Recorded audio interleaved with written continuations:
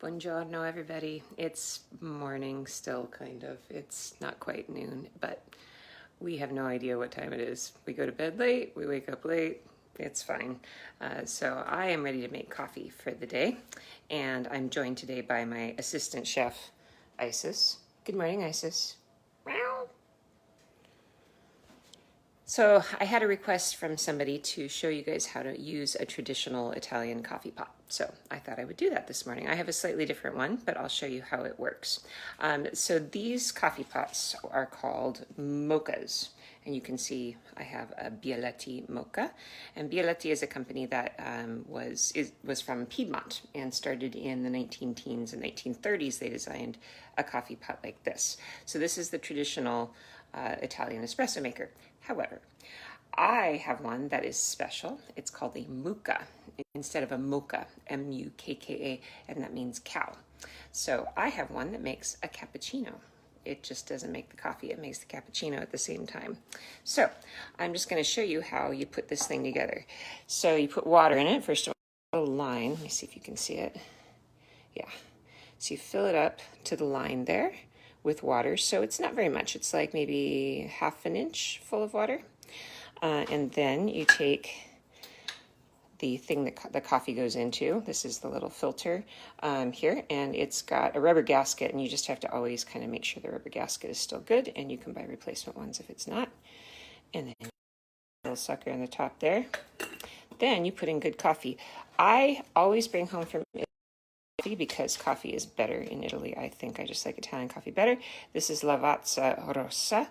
And this is one of the standard ones you find at any Italian coffee shop or grocery store. I bought this, I think 4 bricks of this when I was in Italy last, and they cost me about maybe $4 each, something like that.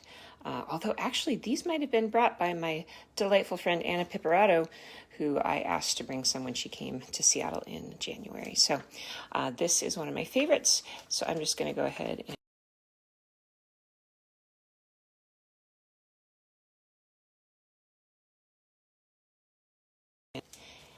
don't kind of overfill it, and then you just sort of tamp it down with your fingers. Okay, and then wipe down the edge. You need to be careful with the gasket on this one. Is getting a little old, but I've been using this for camping, so that's why it's not beautiful, but you can get replacement ones. It's fine though. Okay. Coffee and water, and now I have to screw this top on, which is going to require 2 hands. So let's turn you around. There we go. Okay, so you have to really screw this on tight, because if you don't, you're going to get a leak. That's why you have to wipe down the edges to make sure you don't have any coffee on the edges. Sometimes this fails, and I'm going to just go ahead and let you know that it could be now, because of course I have 100 people watching me, so of course that's when this doesn't work, but I think it's fine. You know, I'm a little suspicious it doesn't have enough water. Hang on, I'm going to grab just a wee bit of water.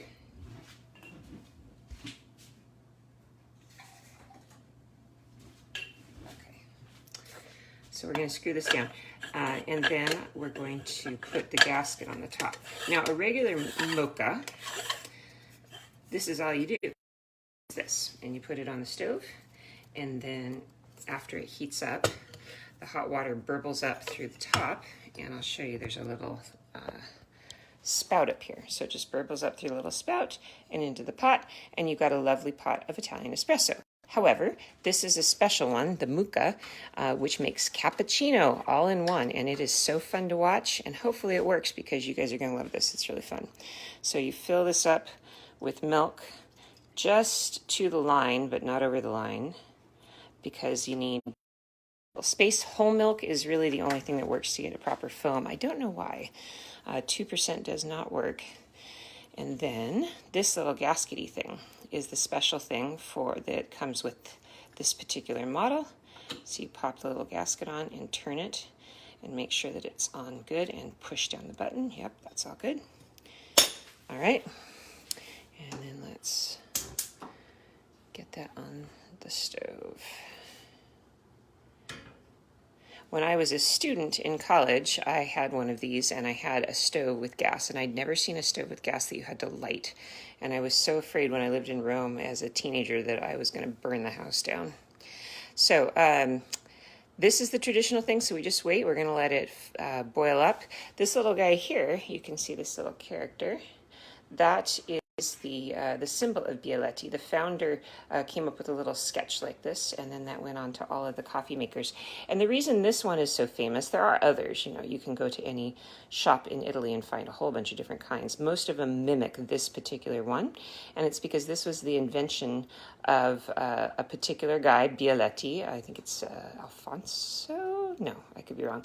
But Bialetti, and he invented it in the 1930s in Piedmont. And why that was really special is that before the 1930s in Italy, nobody had a way to make espresso at home. So if you wanted to have coffee, you had to go out to the local espresso bar, which is fine because Italians love that. I mean, even people that have espresso makers at home these days, they still go out for coffee at their local place multiple times a day. Some people will go out 3, 4, 5, 6 times a day for a coffee for just a little shot of espresso. So this was why this is particularly famous, is that these Bialetti mochas were the first time that anybody in Italy was able to make coffee in their own kitchen. So that was a really big change. And it became really popular after World War II. So that's when these really came into prominence. So it's a company from Piedmont. Piedmont is not a very well-known region of Italy, and actually one of my good friends lives there, so I've spent some time up there in Piedmont. And it's really an interesting area, but it's one of the more industrialized areas of Italy. So that's why we have so many different things. Fiat is also from Piedmont. So if you want to explore a region of Italy you've never heard of before, Piedmont's a good one. And actually, I am planning on doing a tour of Piedmont, hopefully next year, if you want to come and do a little experimental exploring with me. So we got it fired up here. And the fun part is to just carefully open it and see if we got any action yet. Not quite yet. It'll come. So normally on a regular mocha, you're going to see the coffee just start dribbling out. And then at the end of it, you'll get that kind of cream. This one, it dribbles right out into the milk. And then this thing is going to be the steamer, if it works. But I will tell you, I have had a couple of incidents with this thing. Once, I don't know what I did wrong. I think I didn't put the gasket on the right way, and it exploded all over my kitchen and actually went and embedded itself in my ceiling in my kitchen, the gasket. So you have to be careful. So I always double check all the seals and things together. But, oh, I think we've got maybe a little bit of coffee. Let's see. And then the other thing we've got going on this morning is something that I'm sure you're going to be not so impressed by, but we've got cinnamon rolls going on. But this is a Murdoch family treat, and it's bad. It's Pillsbury orange rolls. This is our typical Murdoch family treat when we're having a holiday. We have orange rolls. So I know, not what you probably thought. Oh, there you go. It's steaming. There it goes. Look, isn't that cool? Steam, steam, steam. So the coffee is already drizzled out into the pot, and then all the steam it built out is making the cappuccino foam. So I'm going to turn off the heat. Cool, look at that.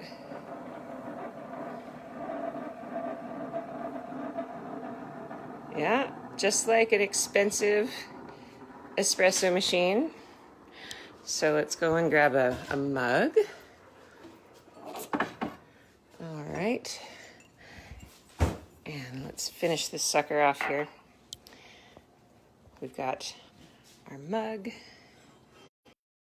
And in we go with the coffee and the foam. And then I will grab... You see, the coffee and the milk are all mixed together. That's why we couldn't exactly see it right. Let me grab a spoon. Okay. And then we can spoon that beautiful foam out of the coffee machine and on top. And look at that. That is like an Italian level, beautiful, beautiful cappuccino. But wait, there's more. I'm going to back up here and grab cocoa powder. Okay, let's go back. Just regular cocoa powder. I like the dark stuff.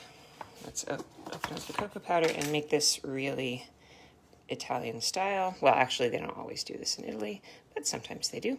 Cappuccino, by the way, you probably know, is supposed to be named for the monks because usually when you have it, it makes kind of a little brown circle around the edges, which is supposed to be like the head of the Capuchin monks. You can sprinkle it like that. You can kind of run a spoon through it or a fork to try and make different designs. I'm terrible at it, so I'm not going to even try. But there you go.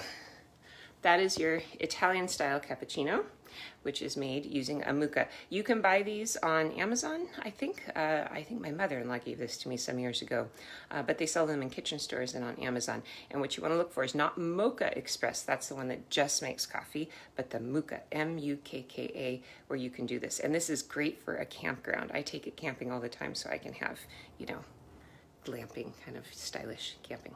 Anyway, so there you go. Buongiorno, everybody. Enjoy your cafe wherever you are if you're having some coffee. If you want to be truly Italian, you should have at least 4 to 5 cups of coffee today. And we're finding that we need to do that to keep ourselves inspired to keep doing things and not just sitting around on our phones all day. So I hope you guys are being productive wherever you are and enjoying yet another episode of Cucina Quarantena. Today I think I'm going to resurrect some other dead vegetables and make a broth. So maybe I'll show you my broth later on today. Have a great day. Ciao!